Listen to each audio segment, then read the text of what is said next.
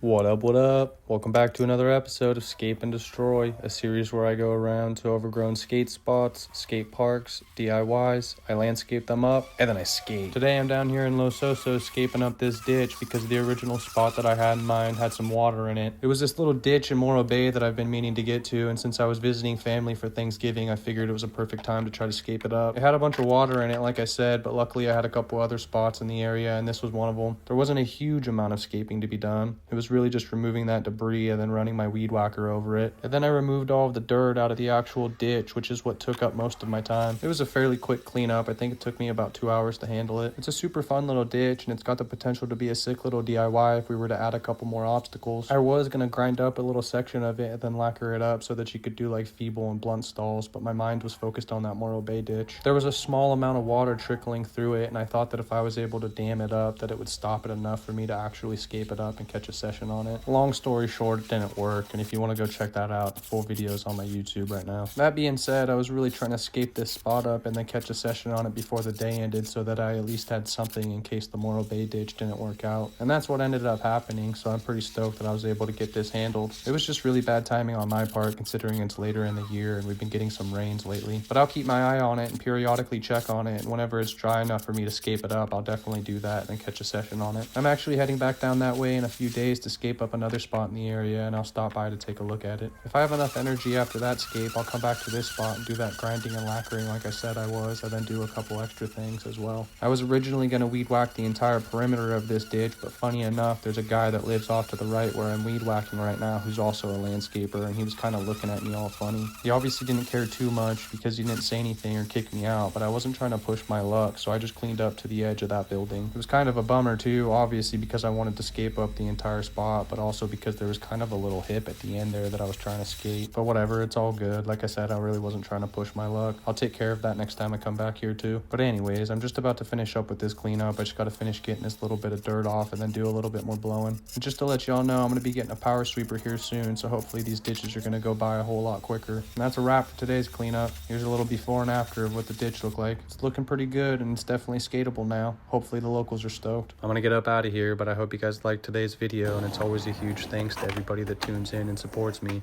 Much love, everybody, and I'll see you in the next one.